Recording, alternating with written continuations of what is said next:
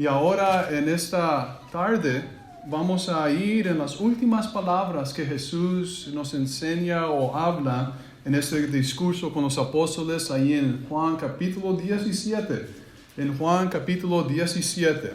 Y vamos a estar analizando algunas cosas que Jesús llegó a orar y en particularmente dentro de esta oración logramos a mirar que Jesús llegó a orar por la unidad de nosotros o aquellos que iban a llegar a creer en la palabra por medio de la aplicación de los apóstoles. Y Jesús finaliza hablando en esta oración con los apóstoles, haciendo una oración por tres diferentes cosas. Y logramos a mirar dentro de esta oración, él mismo se involucra dentro de la oración, el verso 1 al 5 del capítulo 17, verso 6 y adelante hasta llegar al verso 19, hace una oración para los apóstoles. Y luego el verso 20 al 26 termina su oración orando para aquellos que llegarían a creer en la palabra en Cristo por medio de la aplicación de los apóstoles. Y miramos estos versos y vamos a estar analizando esos últimos versos, estos versos postreros en la oración de Jesús. Juan 17, verso 20 al 26 nos dice: pero no ruego solamente por esto, sino también por los que han de creer en mí por medio de la palabra de ellos, para que todos sean uno, así como tú, oh Padre, en mí y yo en ti. Que también ellos lo sean en nosotros, para que el mundo crea que tú me enviaste yo les he dado la gloria que tú me has dado para que sean uno, así como también nosotros somos uno. Verso 23, yo en ellos y tú en mí, para que sean perfectamente unidos, para que el mundo conozca que tú me has enviado y que los has amado como también a mí me has amado. Verso 24, Padre, quiero que donde yo esté, también estén conmigo aquellos que me has dado, para que vean mi gloria que me has dado, porque me has amado desde antes de la fundación del mundo. Padre justo, el mundo no te ha conocido, pero yo te he conocido, y estos han conocido que tú me enviaste. Yo les he dado a conocer tu nombre y se lo daré a conocer todavía, para que el amor con que me has amado esté en ellos y yo en ellos. Una oración bien especial, enfocado particularmente para aquellos que llegaron a creer en Cristo por la predicación de los apóstoles. Y logramos mirar que eran muchas personas, y gracias a ello nosotros estamos aquí en Estados Unidos, en esa ciudad de Flower Mound, por lo que sucedió en esos tiempos. Y eso es lo que vamos a enfocarnos. Así como el Padre y Cristo están unidos, también debemos nosotros estar unidos en Cristo. La unidad perfecta en el Padre y Cristo abre la puerta para la unidad perfecta de los discípulos de Cristo. Todo va mano en mano. Cuando existe esta unidad, los discípulos miran al Padre en el Hijo. Y el mundo mira el Hijo en los discípulos. Todo está ligado a lo que estaba diciendo Jesús. El propósito que existe o que esté presente esta unidad es la conversión del mundo al discipulado de Cristo. Y no se cumplirá este propósito de convertir al mundo si la unidad no está presente en nosotros. Todo se encaja uno con el otro. Todo está junto. Ahora, quiero a hacer esta pregunta para introducir lo que vamos a estar hablando hoy en esta tarde. ¿Por qué era tan importante esta unidad en aquellos? Porque Cristo ora por sí mismo, Cristo ora por los apóstoles y Cristo ora por aquellos que iban a creer. ¿Por qué era tan importante que ellos estuvieran unidos? ¿Verdad? Y eso es importante de contestar. Recordemos que Cristo está mirando hacia lo que venía. Porque todavía aquellos que iban de creer o iban a creer en Cristo por medio de la predicación, no existía nadie aún. Porque el Evangelio aún no se predicaba. Cristo estaba mirando hacia adelante lo que iba a suceder y lo que Él quería que sucediera dentro de aquellos que iban a creer. Ahora, quiero que miramos la razón. Vamos a mirar 3 razones por qué estos necesitaban que estar unidos. ¿Y por qué Cristo ora esta oración? Primeramente, logramos a mirar que se iba a iniciar algo nuevo. Algo nuevo iba a comenzar. Jesús oró por la unidad porque algo nuevo se iba a comenzar, algo nuevo se iba a establecer. Y creo que miramos lo nuevo que se iba a iniciar o se iba a establecer era la iglesia con una nueva enseñanza. Podemos decir, una nueva religión. La religión que Dios había mandado, el cual iba a terminar, iba a iniciar y iba a finalizar en ese punto cuando llegue todo a terminarse. Esa es la única religión, la única verdad que ahora en el mundo existe. Eso iba a iniciar. Para tener un gran fin, tenía que tener esto nuevo que se iba a iniciar, un gran inicio. Un gran inicio. Y ese inicio no iba a tener éxito sin que aquellos que están involucrados en esto no estuvieran unidos. La unidad era necesaria para poder tener éxito en eso que se iba a establecer, lo cual era la iglesia. Logramos a mirar en Mateo capítulo 28 en cuanto a la gran comisión que se le da a los apóstoles. Jesús les dice, Jesús se acercó a ellos y les habló diciendo, toda autoridad me ha sido dada en el cielo y en la tierra. Por tanto, vayan y hagan discípulos a todas las naciones, bautizándose en el nombre del Padre, del Hijo y del Espíritu Santo y enseñándoles que guarden todas las cosas que les he mandado. Y he aquí, yo estoy con ustedes todos los días hasta el fin del mundo. Jesús había dicho que esto era la obra de los apóstoles, ir a predicar el Evangelio. Creo que todos podemos estar en acuerdo con esto. Pero Jesús sabía que de antemano que iba a suceder cuando los apóstoles iban a predicar el Evangelio. ¿Qué es lo que iba a suceder? Pues discípulos se iban a formar, discípulos se iban a establecer cuando ellos comenzaran a llevar a cabo esta gran comisión. Y eso es lo que se llega a relatar en Juan capítulo 17, en el verso 20. Por eso digo que Jesús está mirando hacia adelante. Hacia adelante. Dice, pero no ruego solamente por estos, o es decir, los apóstoles, sino también por los que han de creer en mí por medio de la palabra de ellos. El resultado era que muchos iban a llegar a creer en Jesús y iban a entregar sus vidas a ellos por causa de la predicación de los apóstoles. Era por medio de esta predicación o llegando a ejecutar la gran comisión que los apóstoles habían iniciado, que iba a llegar a establecer o iniciar la iglesia. Logramos mirar eso en Efesios capítulo 2. Si me acuerdo bien, es el verso 21.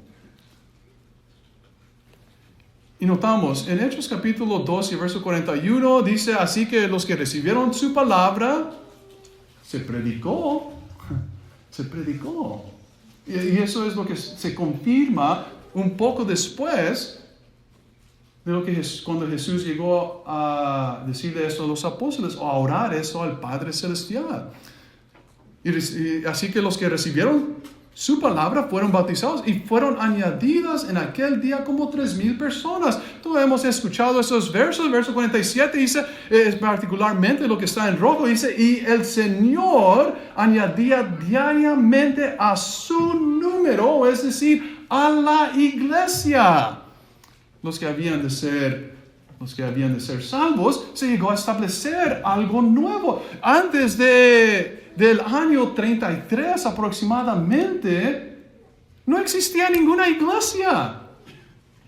No existía nada de eso. Pero en este momento se estableció algo nuevo. Y otra vez, no se puede iniciar algo nuevo y esperar que haya éxito sin que haya unidad en aquellos que están involucrados en su establecimiento y aquellos que fueron añadidos a la iglesia. No puede haber éxito.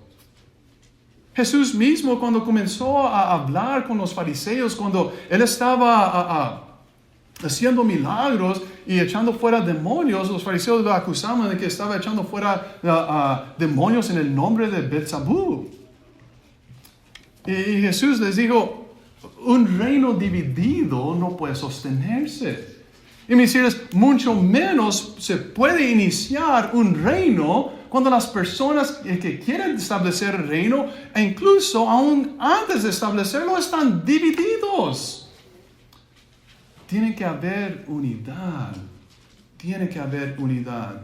Y eso es cierto especialmente en ese tiempo, en el año 33, cuando se llegó a establecer la iglesia. La razón es porque existía la idolatría y también existía el judaísmo.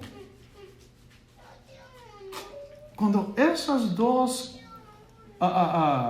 religiones estaban prosperando. ¿Quién no estaba entregado en ese tiempo a la idolatría?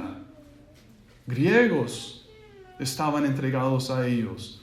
Los romanos estaban entregados a ellos. Fuera de esos límites de Roma, las personas estaban entregados a ellos. Los partos también. Muchas otras naciones, como también el mismo judaísmo, que en muchas ocasiones llegaron a apostatar. También algunos de ellos en esos tiempos estaban entregados a la misma idolatría. El punto es, se necesitaba unidad para poder establecer algo nuevo, especialmente cuando esa religión, idolatría y también el judaísmo estaban prosperando en ese tiempo.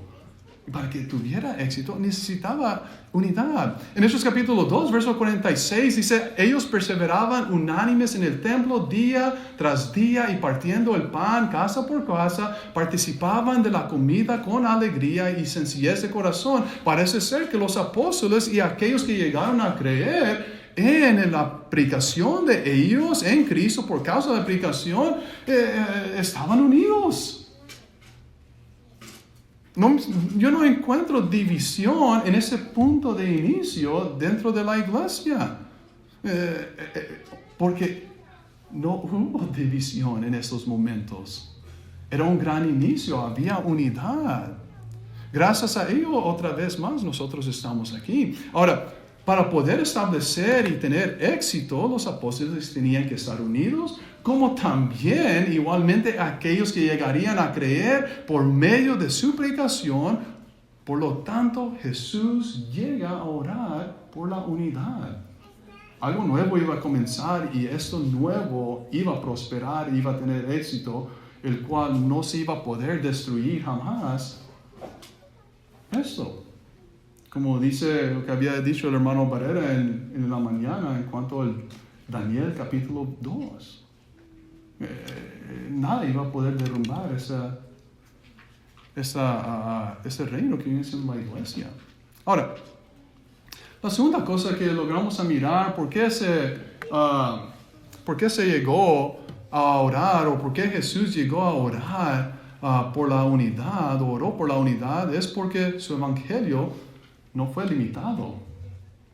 Y creo que ese es un punto bien importante que debemos de comprender. El evangelio nunca debería haber sido ilimitado, nunca fue limitado. Eso no estuvo en la mente de Cristo.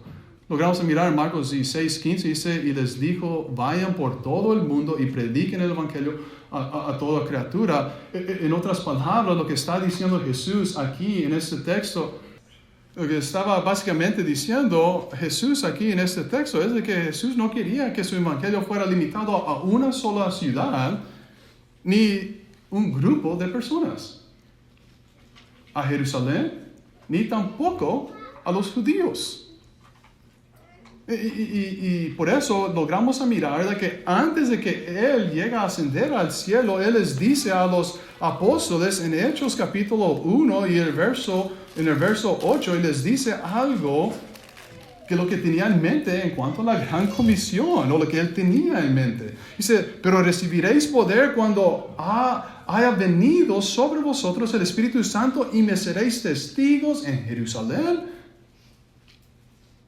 Y no para, porque sigue hablando. Dice, en toda Judea, en Samaria y hasta lo último de la tierra. Eso es lo que tenía en mente Cristo cuando dio la gran comisión. No a Jerusalén solamente y no a los judíos tampoco. Entonces, cuando logramos mirar eso, que el evangelio no tenía límites, porque Cristo no le puso límites y no quería límites en su evangelio, logramos mirar que lo que llega a suceder. El ser humano pone límites. Y logramos mirar eso en Hechos capítulo 6. Se pone límites, ¿verdad? Y dice, en aquellos días, como crecía el número de los discípulos, dice, se suscitó una murmuración de parte de los helenistas contra los hebreos, de que sus viudas eran desatendidas en la distribución diaria. Y lo que quiero enfocarme aquí es que los mismos judíos tenían una distinción entre ellos mismos. Habían aquellos judíos que creían, los helenistas eran aquellos judíos que nacieron fuera de los límites de Palestina y que hablaban en griego, pero todavía eran judíos. Y aquellos hebreos eran judíos que nacieron dentro de los límites de Palestina y hablaban el lenguaje original, el hebreo. Si notan, había dentro de los mismos judíos, había una distinción. Ustedes son helenistas y nosotros somos hebreos. Y el problema es de que Jesús nunca quería eso. No quería esa clase de distinción o diferencias. Él quería unidad. Y por eso en ocasiones llegan a surgir problemas. Cristo nunca tuvo en mente que hubiera distinción de personas. No estuvo en el plan de Dios. Eso es limitar el evangelio de Cristo. Y logramos mirar esto también en Hechos capítulo 10 y el verso 28. Dice, y les dijo, ustedes saben, cuando Pedro fue a predicarle a Cornelio y les dice, esta es la mentalidad de los judíos. Dice, y les dijo, ustedes saben cuán indebido le es a un hombre judío juntarse o acercarse a un extranjero, pero Dios me ha mostrado que a ningún hombre llame común o inmundo. Este era el pensamiento de muchos de los judíos en este tiempo. Y saben que incluso los apóstoles batallaron con esto. Pedro era uno de ellos. Se le tenía que revelar en una visión a él para poder en realidad comprender lo que tenía en mente Cristo cuando les dio la gran comisión. Y vayan y prediquen el evangelio a toda criatura. Van a ser testigos de mí en Jerusalén, pero no solamente allí, en Judea, en Samaria y hasta los fines de la tierra. Eso es lo que tenía en mente Cristo. Pero algunos batallaron con esta idea de lo que tenía Cristo en mente. En ese momento llegó a entender lo que tenía en mente Jesús en cuanto a darles la gran comisión. Se dio cuenta. Simplemente lo que estamos mirando era el pensamiento que muchos judíos tenían en ese tiempo. División. Ustedes no, y nosotros sí. No era el plan de Dios. No era el plan de Dios. Se tenía que comprender que había diferencias de culturas cuando hablamos acerca de esto.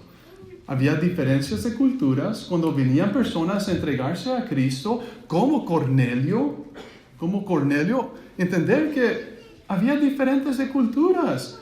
Algunos eran judíos, mientras que otros eran griegos o gentiles de cualquier otra clase, menos de ser judíos. Se tenía que comprender que había diferentes de razas. No todas culturas tienen la misma tradición, podemos decir. No todos eran de la misma raza. No todos tenían el mismo pasado. Los judíos venían ¿cómo ya se me olvidó cómo se dice? Pero el punto es de que los judíos creían en el Dios verdadero. Moniteísmo, eso es lo que quería decir. Moniteísmo. Mientras que los griegos y aquellos gentiles venían de un pasado de politeísmo, donde adoraban a muchos dioses. Había grande diferencia. Cuando hablamos acerca de todo eso. Por lo tanto, era necesario orar por la unidad, porque muchos estaban viniendo, escuchando el Evangelio, siendo parte de este reino de la iglesia. Entonces era necesario entender que los judíos se sientan acá y los que no son judíos acá. Necesitaban que entender que todos eran uno. Eso es lo que tenía Cristo en mente. Notemos lo que dice Gálatas 3 y versos 26 al 28. Dice, así que todos, judíos como gentiles, todos son hijos de Dios por medio de la fe en Cristo Jesús. Porque todos que fueron bautizados en Cristo se han revestido de Cristo.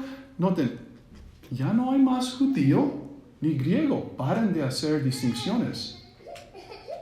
Paren de hacer eso. No hay esclavo ni libre. No hay varón ni mujer. Porque todos ustedes son uno en Cristo Jesús. Esto es lo que Cristo tenía en mente en la Gran Comisión. Que hubiera unidad. Todos simplemente son hijos de Cristo, de Dios. En Colosenses capítulo 3 y el verso 11 al 13 dice, aquí no hay griego ni judío, ni circuncisión ni incircuncisión, bárbaro ni escita, esclavo ni libre, sino que Cristo es todo y en todos. Por tanto, como escogidos de Dios, santos y amados, vístense de la profunda compasión, de benignidad, de humildad, de mansedumbre y de paciencia. ¿Por qué? Porque muchos que venían a formar parte de la iglesia no eran de la misma raza, de la misma cultura, de la misma clase social. No eran todos hombres, no eran todas mujeres. Tenían que comprender y poner aparte esas diferencias y estar unidos en Cristo. Por eso Cristo ora por la unidad. Dice, soportándonos los unos a los otros y perdonándonos los unos a los otros cuando alguien tenga queja contra otro, de la manera que el Señor los perdonó, así también háganlo ustedes. El punto es, hagan todo lo necesario. Si necesitamos que ser un poco sufridos por soportar diferentes clases de opiniones en cuanto a cultura, en cuanto a ciertas tradiciones que no viola la ley de Cristo, en cuanto a diferencias de opiniones, hay que soportarnos porque todos venimos de diferentes lugares. No todos somos judíos. Hubiera sido bien fácil si todos hubieran sido judíos y que se entregaran y la iglesia fuera formada de puros judíos, pero no es así. No es lo que Dios tenía en mente, Cristo tenía en mente. Jesús sabía que llegaría el momento que toda clase de gente llegaría a entregar su vida a su causa. Cristo sabía esto. Por lo tanto, la unidad era clave aun cuando había diferencia de raza, costumbres y diferentes pasados de las personas. Tenía que haber unidad. Tenía que haber unidad. Por eso Cristo ora por la unidad. Y la tercera cosa que podemos lograr a mirar es ¿por qué Jesús llega a orar por la unidad? Es porque vendría problemas del error. Y va a venir error. Se predica algo hermoso y grande y siempre van a haber personas que quieren alterar la simplicidad del Evangelio de Cristo. Siempre había, desde el principio. La iglesia y el Evangelio tuvo gran inicio, pero no duró tanto tiempo cuando se llegaron a presentar los problemas del error. Notamos, en Efesios capítulo 4 y el verso 3 dice, procurando con diligencia guardar la unidad del Espíritu. Dios quería que hubiera unidad. Pablo mismo lo predicó y lo enseñó y le estaba animando a los de Éfeso que trabajen en esto. La unidad era importante. Y noten en el verso 5 dice, hay un solo Señor y noten una sola fe. No está hablando de mi fe, tu fe, eso es subjetivo. Está hablando de una fe objetiva, lo cual es la doctrina de Cristo. Es la doctrina de Cristo. Hay una sola enseñanza. Entonces, lo que quiere decir es que la verdad y solamente la verdad puede contribuir a la unidad y mantenernos unidos. Y lo que está dando a entender es que el error es divisivo. Divide el error. Ahora, en Hechos capítulo 15 y el verso 1 y también 5 dice, entonces algunos que vinieron de Judea enseñaban a los hombres, a los hermanos, si no se circuncidan de acuerdo del rito de Moisés, no pueden ser salvos. Verso 5, pero algunos de la secta de los fariseos que habían creído, que también eran cristianos, se levantaron diciendo, es necesario circuncidarlos y mandarles que guarden la ley de Moisés. Eso no escucha como la una sola fe que estaba hablando Pablo a los de Efesios. Problemas.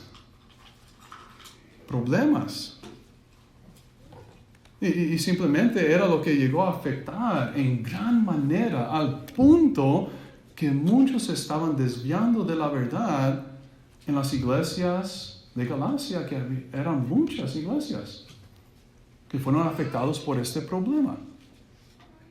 Pueden leer todo el libro de Gálatas y eso habla mucho en cuanto a eso. Ahora, quiero que miremos rápidamente, habían problemas de los judaizantes que miramos en Hechos 15 y en Gálatas y otros libros de la Biblia.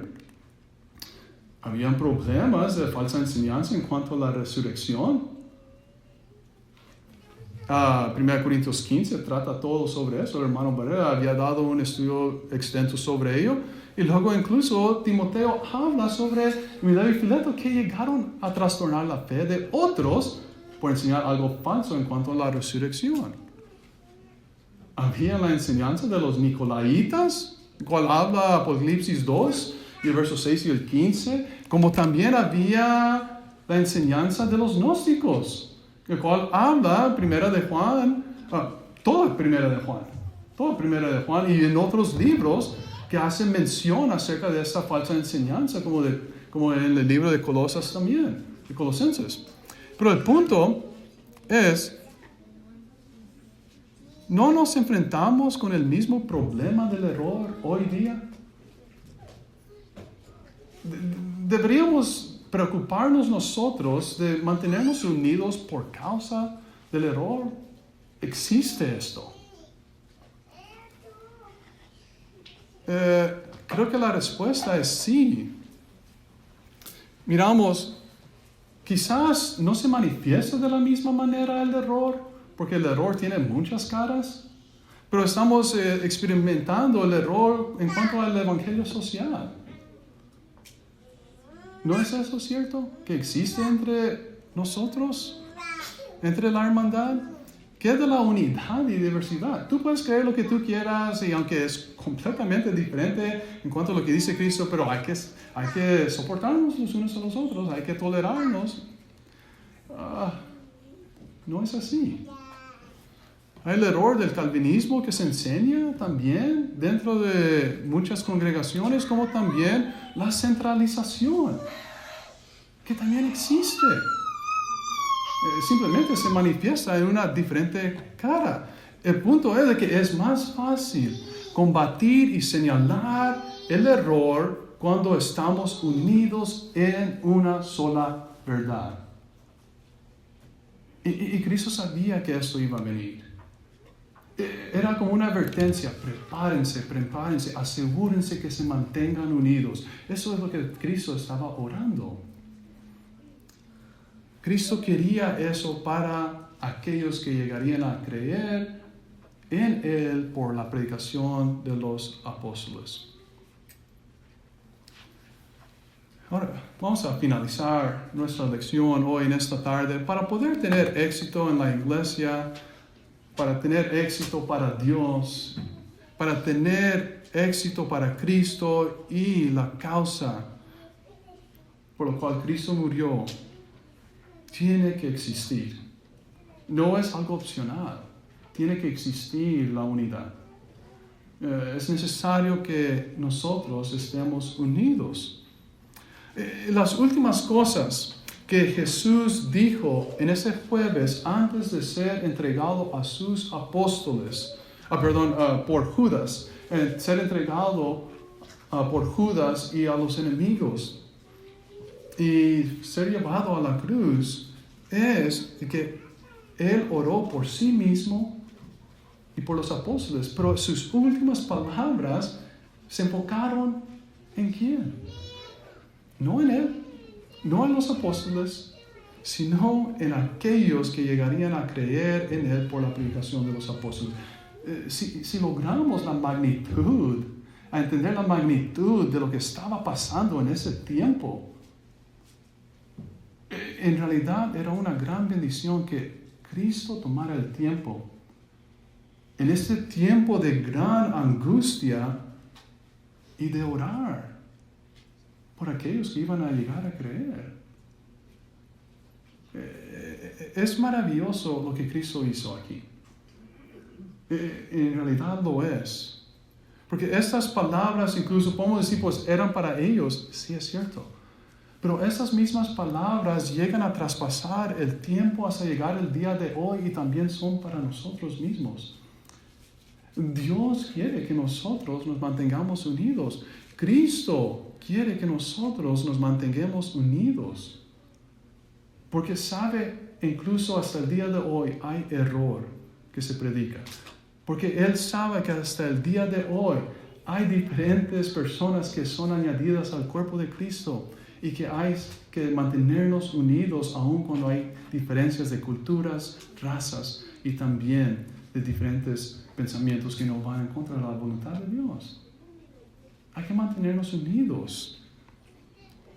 Entonces, Jesús nos amó tanto que tomó el tiempo de orar por nosotros aún en un momento de angustia. Nunca lo olviden eso.